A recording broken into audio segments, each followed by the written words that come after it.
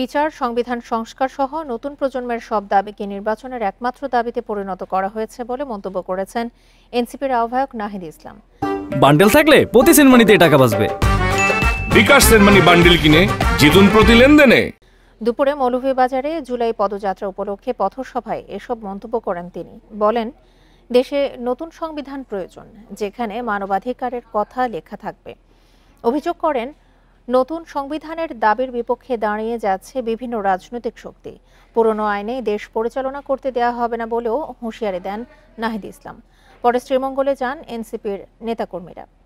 সেখানে মত বিনিময় সভা শেষে কিশোরগঞ্জে পদযাত্রা ও সভা করবে দলটি।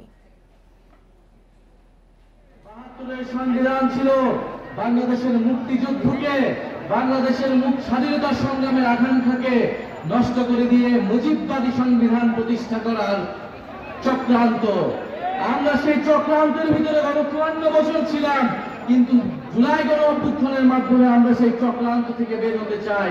আমরা গণতন্ত্রের পক্ষে লড়াই করা শক্তি, আমরা ভোটাধিকারের জন্য লড়াই করা শক্তি, কিন্তু বিচার সংস্কার ছাড়া নির্বাচন অর্থহীন হয়ে যাবে।